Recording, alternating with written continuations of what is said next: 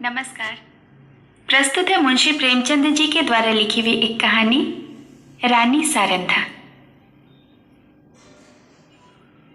अंधेरी रात के सन्नाटे में धसान नदी चट्टानों से टकराती हुई ऐसी सुहावनी मालूम होती थी जैसे घुमुर घुमुर करती हुई चक्कियां। नदी के दाहिने तट पर एक टीला है। उस पर एक पुराना दुर्ग बना हुआ है जिसको जंगली वृक्षों ने घेर रखा है।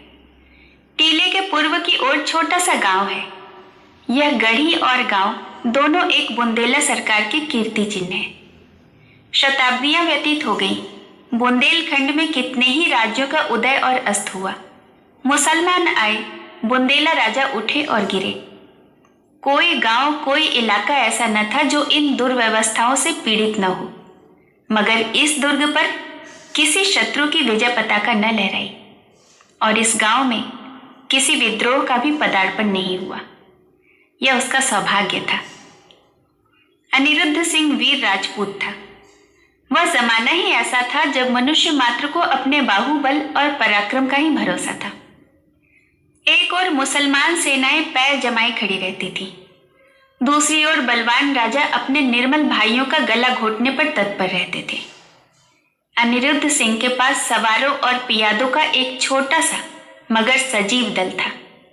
इससे वह अपने कुल और मर्यादा की रक्षा किया करता था। उसे कभी चैन से बैठना नसीब न होता था। 3 वर्ष पहले उसका विवाह शीतला देवी से हुआ, मगर अनिरुद्ध विहार के दिन और विलास की रातें पहाड़ों में काटता और शीतला उसकी जान की खैर मनाने में। वह कितनी बार पति से अनुरोध कर चुकी थी, कितनी बार उसके पैरों पर गिरकर रोई थी कि तुम मेरी आंखों से दूर न हो, मुझे हरिद्वार ले चलो, मुझे तुम्हारे साथ वनवास अच्छा है, यह वियोग अब सहा नहीं जाता। उसने प्यार से कहा, जिद से कहा, विनय की, मगर अनिरुद्ध बुंदेला था। शीतला अपने किसी हथियार से उसे परास्त न कर सकी। अंधेरी रात थी। सारी दुनिया सोती थी। तारे आकाश में जागते थे। शीतला देवी पलंग पर पड़ी करवटें बदल रही थी और उसकी ननद सारंधा फर्श पर बैठी मधुर स्वर से गाती थी, बिन रघुवीर कटत नहीं रहना। शीतला ने कहा, जी न जलाओ, क्या तुम्हें भी नींद नहीं आती? सारंधा, तुम्हें लोरी सुना रही हूं। शीतला, मेरी आंखों से तो नींद लोप हो गई है। सारंधा, किसी को ढूंढने गई होगी। इतने में द्वार खुला और एक गठे हुए बदन के रूपवान पुरुष ने भीतर प्रवेश किया। वह अनिरुद्ध था। उसके कपड़े भीगे हुए थे और बदन पर कोई हथियार न था। शीतला चारपाई से उतरकर जमीन पर बैठ गई। सारंधा ने पूछा, भैया, यह कपड़े भीगे क्यों हैं? अनिरुद्ध, नदी तैर कर आया हूं। सारंधा, हथियार क्या हुए? अनिरुद्ध, छिन गए। सारंधा, और साथ के आदमी? अनिरुद्ध, सबने वीर गति पाई। शीतला ने दबी जबान से कहा, ईश्वर ने ही कुशल किया। मगर सारंधा के तेवरों पर बल पड़ गए और मुखमंडल गर्व से सतेज हो गया।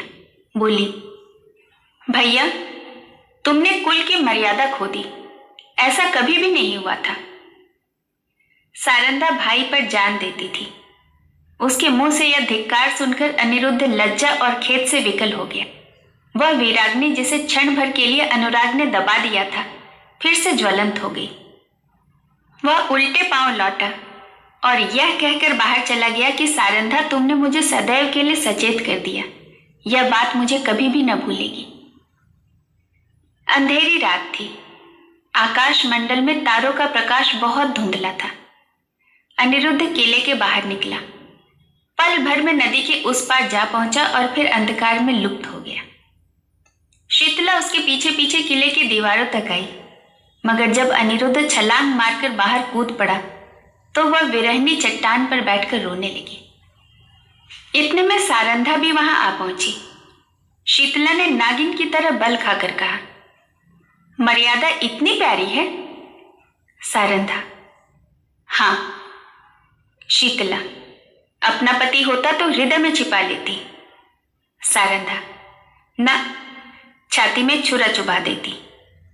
शीतला ने ऐंठ कर कहा, चोली में छिपाती फिरोगी, मेरी बात गिरह में बांध लो। सारंधा, जिस दिन ऐसा होगा मैं भी अपना वचन पूरा कर दिखाऊंगी।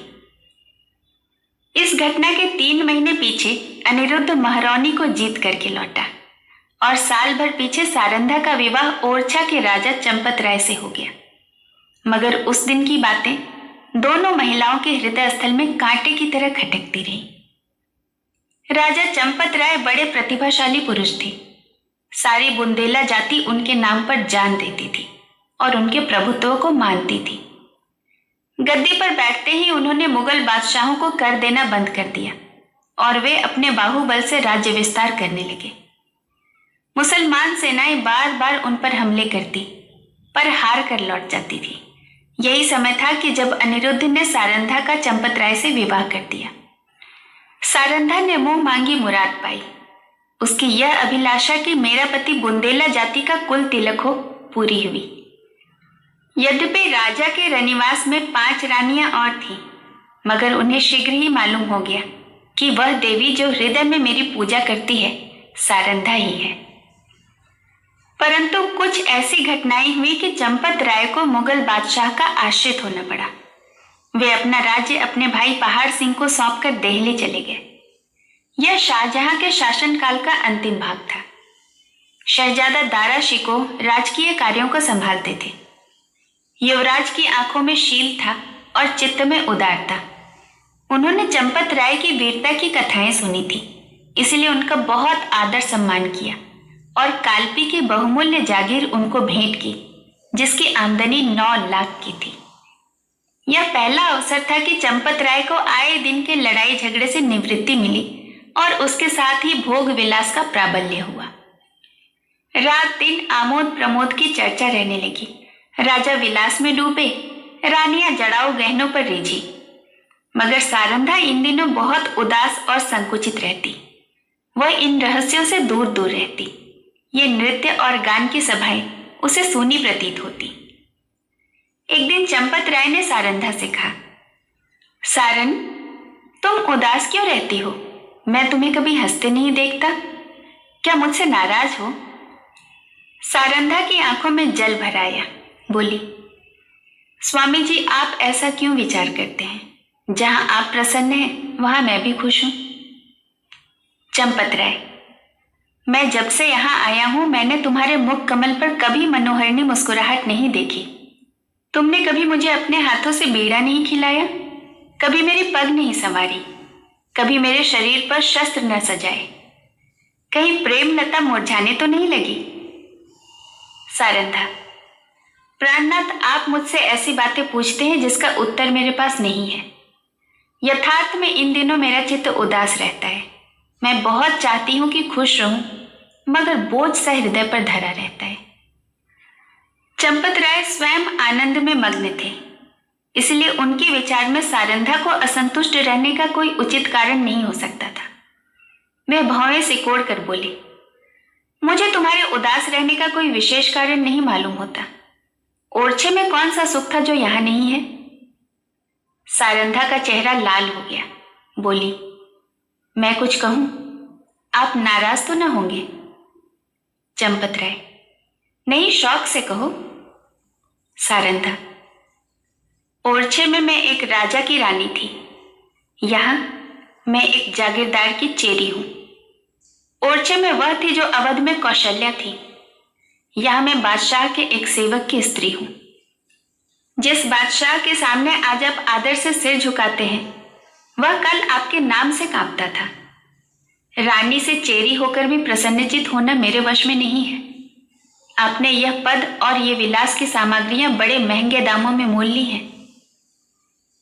चंपत राय के नेत्रों पर से एक पर्दा सा हट गया। वे अब तक सारंधा के आत्मिक उच्चता को न जानते थे।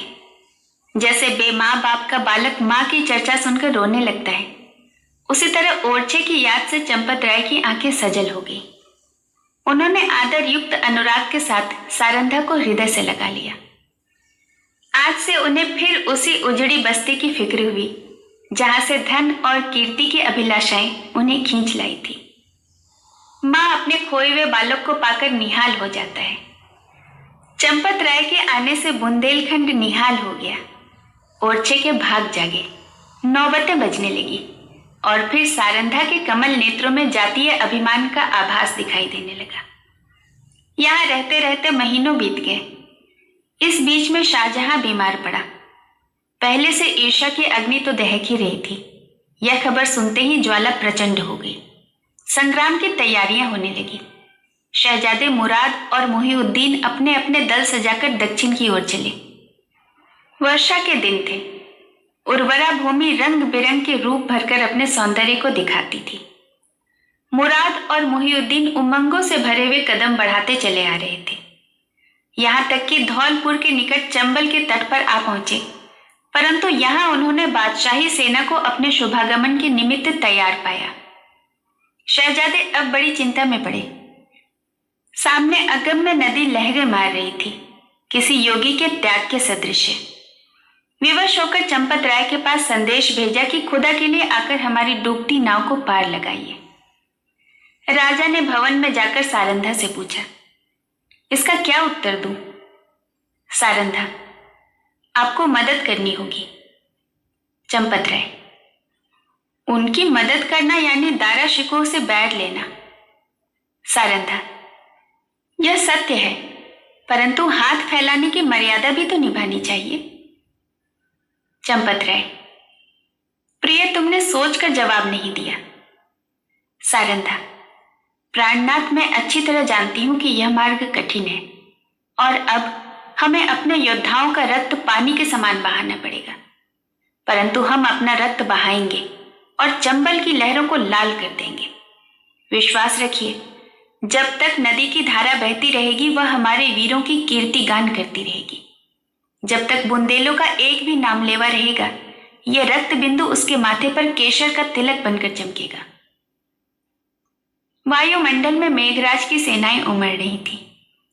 ओरछे के किले से बुंदेलों की एक काली घटा उठी और वेग के साथ चंबल की तरफ चली। प्रत्येक सिपाही वीर रस से झूम रहा था। सारंधा ने दोनों राजकुमारों को गले से लगा लिया और राजा को पान का बीड़ा देकर कहा, बुंदेलों की लाज अब तुम्हारे हाथ है। आज उसका एक एक अंग मुस्कुरा रहा है और हृदय हुलसित है। बुंदेलों की यह सेना देखकर शहजादे फूले न समाये। राजा वहां की अंगुल अंगुल भूमि से परिचित थे। उन्होंने बुंदेलों को एक आड़ में छिपा दिया और वे शहजादों की फौज को सजाकर नदी के किनारे किनारे पश्चिम की ओर चले। दारा शिकोह को भ्रम हुआ कि शत्रु किसी अन्य घाट से नदी उतरना चाहता है। उन्होंने घाट पर से मोर्चे हटा लिए। घाट में बैठे हुए बुंदेले इसी ताक में थे। बाहर निकल पड़े और उन्होंने तुरंत ही नदी में घोड़े डाल दिए। चंपत राय ने शहजादा दारा शिकोह को बुलावा देकर अपनी फौज घुमा दी और वह बुंदेलों के पीछे चलता हुआ उसे पार उतार लाया। इस कठिन चाल में 7 घंटों का विलंब हुआ, परंतु जाकर देखा तो 700 बुंदेलों की लाशें तड़प रही थी। राजा को देखते ही बुंदेलों की हिम्मत बंध गई। शहजादों की सेना ने भी अल्लाह अकबर की ध्वनि के साथ धावा किया। बादशाही सेना में हलचल पड़ गई। उनकी पंक्तियां छिन्न भिन्न हो गई। हाथों हाथ लड़ाई होने लगी, यहां तक कि शाम हो गई। रणभूमि रुधिर से लाल हो गई और आकाश में अंधेरा हो गया। घमासान की मार हो रही थी। बादशाही सेना शहजादों को दबाई आती थी। अकस्मात पश्चिम से फिर बुंदेलों की एक लहर उठी और इस वेग से बादशाही सेना की पुष्ट पर जा टकराई कि उसके कदम उखड़ गए। जीता हुआ मैदान हाथ से निकल गया। लोगों को कुतूहल था कि यह दैवी सहायता कहां से आई। सरल स्वभाव के लोगों की धारणा थी कि यह फतेह के फरिश्ते हैं, शहजादों की मदद के लिए आए हैं। परंतु जब राजा चंपत राय निकट गए तो सारंधा ने घोड़े से उतरकर उनके पैरों पर सिर झुका दिया। राजा को असीम आनंद हुआ। यह सारंधा थी। समर भूमि का दृश्य इस समय अत्यंत दुखमय था। थोड़ी देर पहले जहां सजे हुए वीरों के दल थे, वहां अब बेजान लाशें तड़प रही थीं। मनुष्य ने अपने स्वार्थ के लिए अनादि काल से ही भाइयों की हत्या की है। अब विजयी सेना लूट पर टूट पड़ी। पहले मर्द मर्दों से लड़ते थे। यह वीरता और पराक्रम का चिन्ह था। यह नीचता और दुर्बलता की ग्लानिप्रद तस्वीर थी। उस समय मनुष्य पशु बना हुआ था। अब वह पशु से भी बढ़ गया था। इस नोच खसोट में लोगों को बादशाही सेना के सेनापति वली बहादुर खां की लाश दिखाई दी। उसके निकट उसका घोड़ा खड़ा हुआ था, अपने दुम से मक्खियां उड़ा रहा था। राजा को घोड़ों का शौक था। देखते ही वह उस पर मोहित हो गया। यह इराकी जाति का अति सुंदर घोड़ा था। एक एक अंग सांचे में ढला हुआ, सिंह किसी छाती, चीते किसी कमर। उसका यह प्रेम और स्वामी भक्ति देखकर लोगों को बड़ा कुतूहल हुआ। राजा ने हुक्म दिया, खबरदार, इस प्रेमी पर कोई हथियार न चलाए। इसे जीता पकड़ लो, यह मेरे अस्तबल की शोभा बढ़ाएगा। जो इसे मेरे पास लाएगा उसे मैं धन से निहाल कर दूंगा। योद्धागण चारों ओर से लपके, परंतु किसी को साहस न होता था कि उसके निकट जा सके। कोई चुमकार रहा था, कोई फंदे में फंसाने की फिक्र में था, पर कोई उपाय सफल न होता था। वहां सिपाहियों का मेला सा लगा हुआ था। तब सारंधा अपने खेमे से निकली और निर्भय होकर घोड़े के पास चली गई। उसकी आंखों में प्रेम का प्रकाश था, छल का नहीं। घोड़े ने सिर झुका दिया। रानी ने उसकी गर्दन पर हाथ रखा और वह उसकी पीठ सहलाने लगी। घोड़े ने उसके अंचल में मुंह छिपा लिया। रानी उसकी रास पकड़कर खेमे की ओर चली। घोड़ा इस तरह चुपचाप उसके पीछे चला मानो सदैव से उसका सेवक है। पर बहुत अच्छा होता कि घोड़े ने सारंधा से भी निष्ठुरता की होती।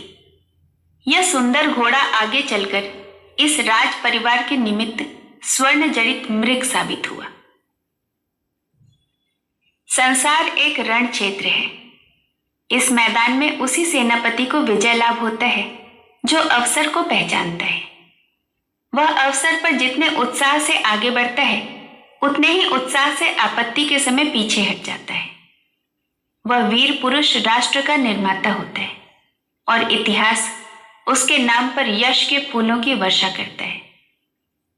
पर इस मैदान में कभी कभी ऐसे सिपाही भी आते हैं जो अवसर पर कदम बढ़ाना जानते हैं, लेकिन संकट में पीछे हटना नहीं जानते। ये रणवीर पुरुष विजय को नीति की भेंट कर देते हैं। वे अपनी सेना का नाम मिटा देंगे, किंतु जहां एक बार पहुंच गए हैं वहां से कदम पीछे न हटाएंगे। उनमें कोई विरला ही संसार क्षेत्र में विजय प्राप्त करता है, किंतु प्रायः उसकी हार विजय से भी अधिक गौरवात्मक होती है।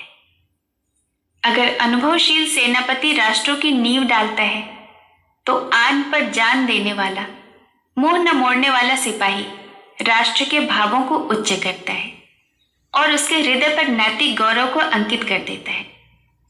उसे इस कार्य में चाहे सफलता न हो, किंतु जब किसी वाक्य या सभा में उसका नाम जबान पर आ जाता है, श्रोतागण एक स्वर से उसके कीर्ति गौरव को प्रतिध्वनित कर देते हैं। सारंधा आन पर जान देने वालों में से थी।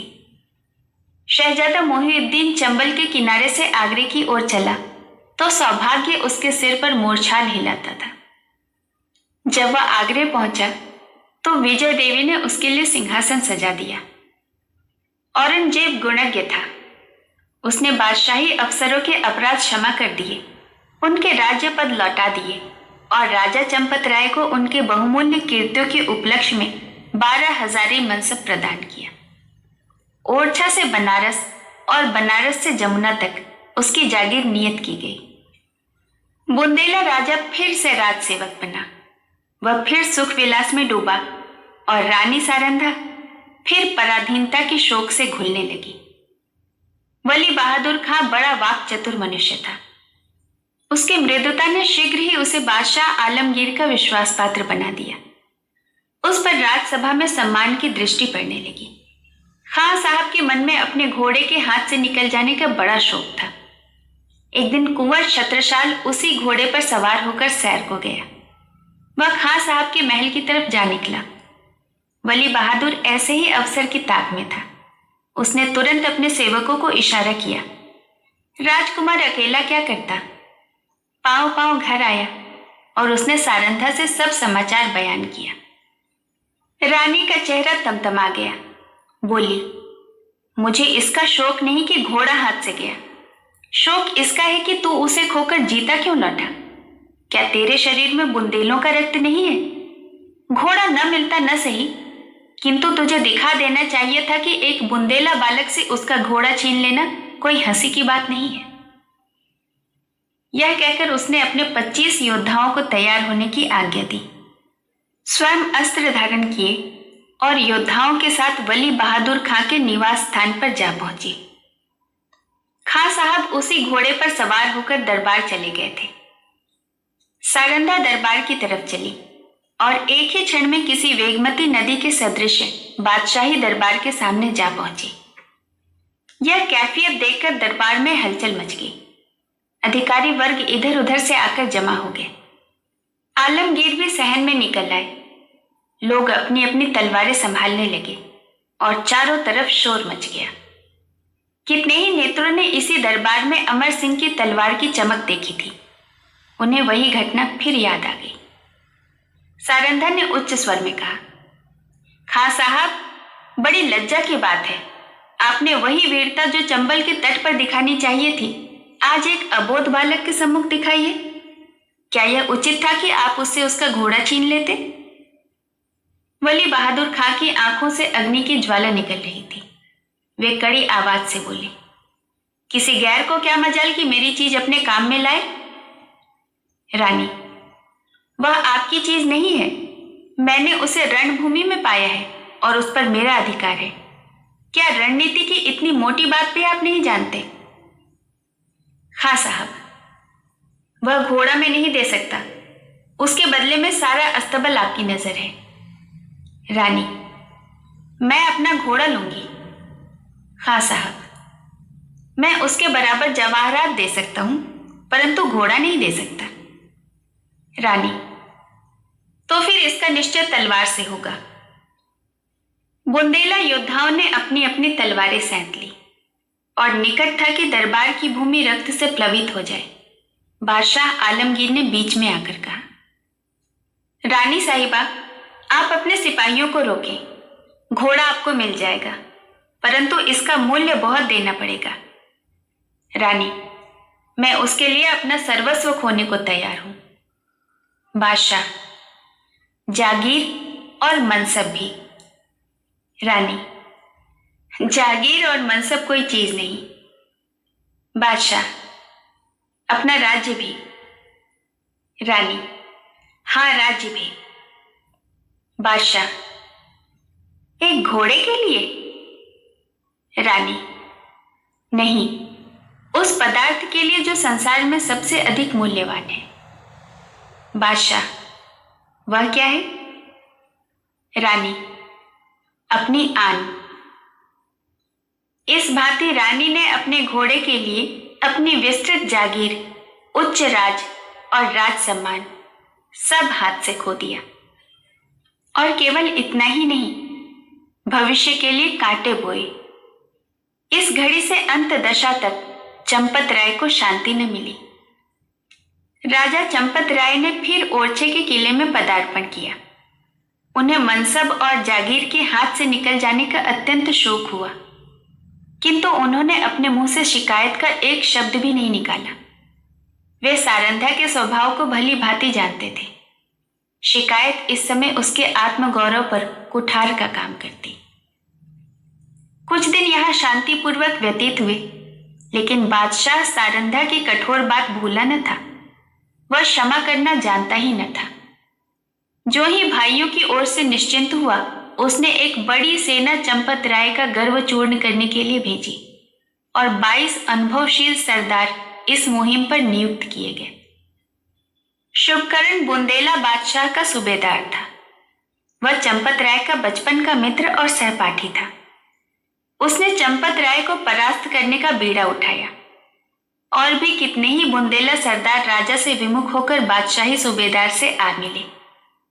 एक घोर संग्राम हुआ, भाइयों की तलवारें रक्त से लाल हुई। यद्यपि इस समर में राजा को विजय प्राप्त हुई, लेकिन उसकी शक्ति सदा के लिए क्षीण हो गई। निकटवर्ती बुंदेला राजा, जो चंपत राय के बाहुबल थे, बादशाह के कृपाकांक्षी बन बैठे। साथियों में कुछ तो काम आए, कुछ दगा कर गए। यहां तक कि निज संबंधियों ने भी आंखें चुरा ली। परंतु इन कठिनाइयों में भी चंपत राय ने हिम्मत नहीं हारी, धीरज को न छोड़ा। उन्होंने ओरछा छोड़ दिया और 3 वर्ष तक बुंदेला के सघन पर्वतों पर छिपे फिरते रहे। बादशाही सेनाएं शिकारी जानवरों की भांति सारे देश में मंडरा रही थी। आए दिन राजा का किसी न किसी से सामना हो जाता था। सारंधा सदैव उनके साथ रहती और उनका साहस बढ़ाया करती। बड़ी बड़ी आपत्तियों में जबकि धैर्य लुप्त हो जाता है और आशा साथ छोड़ देती है, आत्मरक्षा का धर्म उसे संभाले रहता है। 3 साल बाद अंत में बादशाह के सूबेदारों ने आलमगीर को सूचना दी कि इस शेर का शिकार आपके सिवाय और किसी से न होगा। उत्तर आया कि सेना को हटा लो और घेरा उठा लो। राजा ने समझा कि संकट से निवृत्ति हुई, पर वह बात शीघ्र ही भ्रमात्मक सिद्ध हो गई। 3 सप्ताह से बादशाही सेना ने ओरछा को घेर रखा है। जिस तरह कठोर वचन हृदय को छेद डालते हैं, उसी तरह तोपों के गोलों ने दीवारों को छेद डाला है। किले में 20,000 आदमी घिरे हुए हैं। उनमें से आधे से अधिक स्त्रियां हैं और उनसे कुछ कम बालक। मर्दों की संख्या दिनों दिन न्यून होती जाती है। जाने आने के मार्ग चारों तरफ से बंद है। हवा का भी गुजर नहीं। राशन का सामान बहुत कम रह गया है। स्त्रियां पुरुषों और बालकों को जीवित रखने के लिए आप उपवास करती हैं। लोग बहुत हताश हो रहे हैं। औरतें सूर्य नारायण की ओर हाथ उठा उठाकर शत्रु को कोसती हैं। बालक वृंद क्रोध के मारे दीवार की आड़ से उन पर पत्थर फेंकते हैं, जो मुश्किल से दीवार के उस पार जा पाते हैं। राजा चंपत राय स्वयं ज्वर से पीड़ित है। उन्होंने कई दिनों से चारपाई नहीं छोड़ी है। उन्हें देखकर लोगों को कुछ ढाढ़स होता था, लेकिन उनकी बीमारी से सारे किले में नैराश्य छाया हुआ है। राजा ने सारंधा से कहा, आज शत्रु जरूर किले में घुस आएंगे। सारंधा, ईश्वर न करे कि इन आंखों से वह दिन देखना पड़े।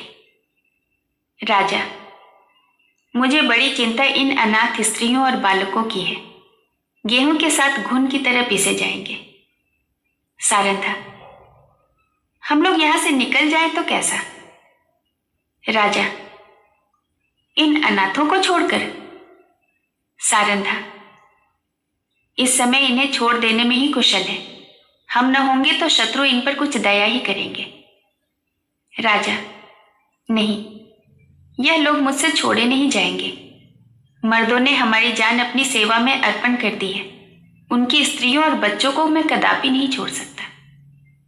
सारंधा, लेकिन यहां रहकर हम उनकी कुछ मदद भी तो नहीं कर सकते। राजा, उनके साथ प्राण तो दे सकते हैं। मैं उनकी रक्षा में अपनी जान लड़ा दूंगा। उनके लिए बादशाही सेना की खुशामद करूंगा, कारावास की कठिनाइयां सहूंगा, किंतु इस संकट में उन्हें छोड़ नहीं सकता। सारंधा ने लज्जित होकर सिर झुका लिया और सोचने लगी, निस्संदेह प्रिय साथियों को आग की आंच में छोड़कर अपनी जान बचाना घोर नीचता है। मैं ऐसी स्वार्थांध क्यों हो गई हूं? लेकिन एकाएक विचार उत्पन्न हुआ। बोली, यदि आपको विश्वास हो जाए कि इन आदमियों के साथ कोई अन्याय न किया जाएगा, तब तो आपको चलने में कोई बाधा न होगी। राजा, सोचकर, कौन विश्वास दिलाएगा? सारंधा, बादशाह के सेनापति का प्रतिज्ञा पत्र। राजा, हाँ, तब मैं साथ चलूंगा। सारंधा विचार सागर में डूब गई। बादशाह के सेनापति से क्यों कर यह प्रतिज्ञा कराऊं, और कौन यह प्रस्ताव लेकर वहां जाएगा? और निर्दयी ऐसी प्रतिज्ञा करने ही क्यों लगे? उन्हें तो अपनी विजय की पूरी आशा है। मेरे यहाँ ऐसा नीति कुशल वाक्पटु चतुर कौन है जो इस दुस्तर कार्य को सिद्ध करे? छत्रसाल चाहे तो कर सकता है, उसमें यह सब गुण मौजूद है। इस तरह मन में निश्चय करके रानी ने छत्रसाल को बुलाया। यह उसके चारों पुत्रों में बुद्धिमान और साहसी था। रानी उसे सबसे अधिक प्यार करती थी। जब छत्रसाल ने आकर रानी को प्रणाम किया तो उनके कमल नेत्र सजल हो गए और हृदय से दीर्घ निश्वास निकल गया। छत्रसाल, माता, मेरे लिए क्या आज्ञा है? रानी, आज लड़ाई का क्या ढंग है? छत्रसाल, हमारे 50 योद्धा अब तक काम आ चुके हैं। रानी, बुंदेलों की लाज अब ईश्वर के हाथ है। छत्रसाल, आज रात को हम छापा मारेंगे।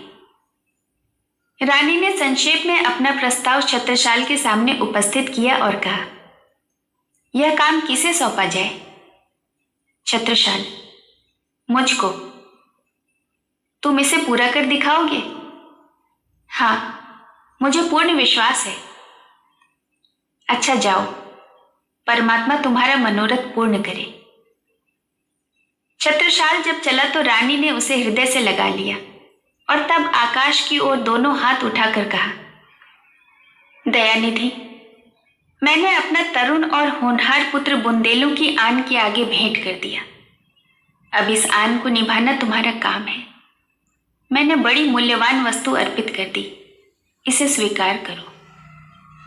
दूसरे दिन प्रातःकाल सारंधा स्नान करके थाल में पूजा की सामग्री लिए मंदिर को चली। उसका चेहरा पीला पड़ गया था और आंखों तले अंधेरा छाया जाता था। वह मंदिर के द्वार पर पहुंची ही थी कि उसके थाल में बाहर से आकर एक तीर गिरा। तीर की नोक पर एक कागज का पुर्जा लिपटा हुआ था। सारंधा ने थाल मंदिर के चबूतरे पर रख दिया और पुर्जे को खोलकर देखा तो आनंद से चेहरा खिल गया। लेकिन यह आनंद क्षण भर का था। हाय, इस पुर्जे के लिए मैंने अपना प्रिय पुत्र हाथ से खो दिया। कागज के टुकड़ों को इतने महंगे दामों में किसने लिया होगा?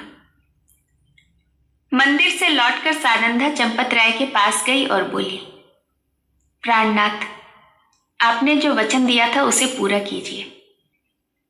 राजा ने चौंक कर पूछा, तुमने अपना वादा पूरा कर दिया रानी? रानी ने वह प्रतिज्ञा पत्र राजा को दे दिया। चंपत राय ने उसे गौर से देखा और फिर बोले, अब मैं चलूंगा और ईश्वर ने चाहा तो एक बार फिर से शत्रुओं की खबर लूंगा। लेकिन सारंग, सच बताओ, इस पत्र के लिए क्या दान देना पड़ा है? रानी ने कुंठित स्वर से कहा, बहुत कुछ। राजा, सुनो। रानी, एक जवान पुत्र। राजा को बाण सा लग गया। पूछा, कौन? अंगद राय? नहीं। राजा, रतन शाह? नहीं। छत्रसाल? हाँ। जैसे कोई पक्षी गोली खाकर पड़ों को फड़फड़ाता है और तब बेदम होकर गिर पड़ता है, उसी भांति चंपत राय पलंग से उछले और फिर अचेत होकर गिर पड़े। छत्रसाल उनका परम प्रिय पुत्र था। उनके भविष्य की सारी कामनाएं उसी पर अवलंबित थी। जब चेत हुआ तब बोले, सारन, तुमने बहुत बुरा किया। अंधेरी रात थी। रानी सारंधा घोड़े पर सवार चंपत राय को पालकी में बैठाए किले के गुप्त मार्ग से निकली जाती थी। आज से बहुत काल पहले एक ऐसे ही दिन अंधेरी दुखमयी रात्रि थी। तब सारंधा ने शीतला देवी को कुछ कठोर वचन कहे थे। शीतला देवी ने उस समय जो भविष्यवाणी की थी, आज वह पूरी हुई। क्या सारंधा ने जो उत्तर दिया था वह भी पूरा होकर रहेगा? मध्याह्न था। सूर्य नारायण सिर पर आकर अग्नि वर्षा कर रहे थे। शरीर को झुलसाने वाली प्रचंड प्रखर वायु वन और पर्वत में आग लगाती फिरती थी। ऐसा विदित होता था मानो अग्निदेव की समस्त सेना गरजती हुई चली आ रही है। गगन मंडल इस भय से कांप रहा था। रानी सारंधा घोड़े पर सवार चंपत राय को लिए पश्चिम की तरफ चली जाती थी। ओरछा 10 कोस पीछे छूट गया था और प्रति क्षण यह अनुमान स्थिर होता जाता था कि अब हम भय के क्षेत्र से बाहर निकल आए हैं। राजा पालकी में अचेत पड़े हुए थे और कहार पसीने में सराबोर। पालकी के पीछे 5 सवार घोड़े बढ़ाए चले आते थे। प्यास के मारे सबका बुरा हाल था। तालू सूखा जाता था। किसी वृक्ष की छां और कुएं की तलाश में आंखें चारों ओर दौड़ रही थी। अचानक सारंधा ने पीछे की तरफ फिरकर देखा तो उसे सवारों का एक दल आता हुआ दिखाई दिया। उसका माथा ठनका कि अब कुशल नहीं, यह लोग अवश्य हमारे शत्रु हैं। फिर विचार हुआ कि शायद मेरे राजकुमार अपने आदमियों को लेकर हमारी सहायता को आ रहे हैं। नैराश्य में भी आशा साथ नहीं छोड़ती। कई मिनट तक वह इसी आशा और भय की अवस्था में रही, यहां तक कि वह दल निकट आ गया और सिपाहियों के वस्त्र साफ साफ नजर आने लगे। रानी ने एक ठंडी सांस ली। उसका शरीर तृणवत कांपने लगा। यह बादशाही सेना के लोग थे। सारंधा ने कहारों से कहा, डोली रोक लो। बुंदेला सिपाहियों ने भी तलवारें खींच ली। राजा की अवस्था बहुत शोचनीय थी, किंतु जैसे दबी हुई आग हवा लगते ही प्रदीप्त हो जाती है, उसी प्रकार इस संकट का ज्ञान होते ही उनके जर्जर शरीर में वीरात्मक चमक उठी। वे पालकी का पर्दा उठाकर बाहर निकल आए। धनुष बाण हाथ में ले लिया, किंतु वह धनुष जो उनके हाथ में इंद्र का वज्र बन जाता था, इस समय जरा भी न झुका। सिर में चक्कर आया, पैर थर्राए और वह धरती पर गिर पड़े। भावी अमंगल की सूचना मिल गई। उस पंख रहित पक्षी के सदृश जो सांप को अपनी तरफ आते देख ऊपर को उचकता है और फिर गिर पड़ता है, राजा चंपत राय फिर संभल कर उठे और फिर गिर पड़े। सारंधा ने उन्हें संभाल कर बैठाया और रोकर बोलने की चेष्टा की, परंतु मुंह से केवल इतना निकला, प्राणनाथ। इसके आगे मुंह से एक शब्द भी न निकला। आन पर मरने वाली सारंधा इस समय साधारण स्त्रियों की भांति शक्तिहीन हो गई, लेकिन एक अंश तक यह निर्बलता स्त्री जाति की शोभा है। चंपत राय बोले, सारन देखो, हमारा एक वीर जमीन पर गिरा। शोक, जिस आपत्ति से आजीवन डरता रहा, उसने इस अंतिम समय में आ घेरा। मेरी आंखों के सामने शत्रु तुम्हारे कोमल शरीर में हाथ लगाएंगे और मैं जगह से हिल भी न सकूंगा। हाय, मृत्यु तो कब आएगी? यह कहते कहते उन्हें एक विचार आया। तलवार की तरफ हाथ बढ़ाया, मगर हाथों में दम न था। तब सारंधा से बोले, प्रिय, तुमने कितने ही अवसरों पर मेरी आन निभाई है। इतना सुनते ही सारंधा के मुरझाए हुए मुख पर लाली दौड़ गई, आंसू सूख गए। इस आशा में कि मैं पति के कुछ काम आ सकती हूँ, उसके हृदय में बल का संचार कर दिया। वह राजा की ओर विश्वासपादक भाव से देखकर बोली, ईश्वर ने चाहा तो मरते दम तक निभाऊंगी। रानी ने समझा कि राजा मुझे प्राण देने का संकेत कर रहे हैं। चंपत राय, तुमने मेरी बात कभी नहीं टाली। सारंधा, मरते दम तक न टालूंगी। राजा, यह मेरी अंतिम याचना है, इसे अस्वीकार न करना। सारंधा ने तलवार को निकालकर अपने वक्षस्थल पर रख लिया और कहा, यह आपकी आज्ञा नहीं, मेरी हार्दिक अभिलाषा है कि मैं मरूं तो यह मस्तक आपके पद कमलों पर हो। चंपत राय, तुमने मेरा मतलब नहीं समझा। क्या तुम मुझे इसलिए शत्रुओं के हाथ छोड़ जाओगी कि मैं बेड़ियां पहने हुए दिल्ली की गलियों में निंदा का पात्र बनूं?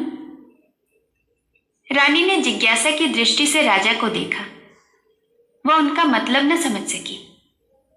राजा, मैं तुमसे एक वरदान मांगता हूं। रानी, सहर्ष मांगिए। राजा, यह मेरी अंतिम प्रार्थना है, जो कुछ कहूंगा करोगी? रानी, सिर के बल करूंगी। राजा, देखो तुमने वचन दिया है, इनकार न करना। रानी कांप कर, आपके कहने की देर है। राजा, अपनी तलवार मेरी छाती में चुभा दो।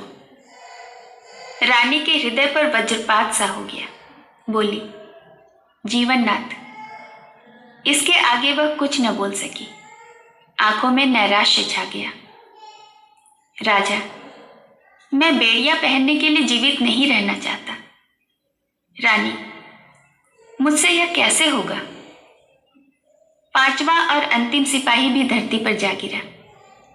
राजा ने झुंझलाकर कहा, इसे जीवन पर आन निभाने का गर्व था। बादशाह के सिपाही राजा की तरफ लपके। राजा ने नैराश्यपूर्ण भाव से रानी की ओर देखा। रानी क्षण भर अनिश्चित रूप से खड़ी रही, लेकिन संकट के समय हमारी निश्चयात्मक शक्ति बलवान हो जाए। निकट था कि सिपाही लोग राजा को पकड़ ले कि सारंधा ने दामिनी की भांति लपक कर तलवार राजा के हृदय में चुभा दी। प्रेम की नाव प्रेम के सागर में डूब गई। राजा के हृदय से रुधिर की धारा निकल रही थी, पर चेहरे पर शांति छाई हुई थी। कैसा हृदय है वह स्त्री जो अपने पति पर प्राण देती थी, आज उसकी प्राण घातिका है। जिस हृदय से आलिंगित होकर उसने यौवन सुख लूटा, जो हृदय उसकी अभिलाषाओं का केंद्र था, जो हृदय उसके अभिमान का पोषक था, उसी हृदय को सारंधा की तलवार छेद रही है। किसी स्त्री की तलवार से ऐसा काम हुआ है? आह, आत्माभिमान का कैसा विषादमय अंत है। उदयपुर और मारवाड़ के इतिहास में भी आत्मगौरव की ऐसी घटनाएं नहीं मिलती। बादशाही सिपाही सारंधा का यह साहस और धैर्य देखकर दंग रह गए। सरदार ने आगे बढ़कर कहा, रानी साहिबा, खुदा गवाह है, हम आपके गुलाम हैं। आपका जो हुक्म हो बस सरोज चश्म बजा लाएंगे। सारंधा ने कहा, अगर हमारे पुत्रों में से कोई भी जीवित हो तो ये दोनों लाशें उसे सौंप देना। यह कहकर उसने वही तलवार अपने हृदय में चुभा ली। जब वह अचेत होकर धरती पर गिरी तो उसका सिर राजा चंपत राय की छाती पर था। कहानी में अंत तक मेरे साथ बने रहने के लिए आपका बहुत बहुत धन्यवाद। दोस्तों, अगर आप मेरे चैनल को पसंद करते हो तो इसे ज़रूर सब्सक्राइब कीजिए और हाँ, बेल आइकन प्रेस करना मत भूलिए। धन्यवाद।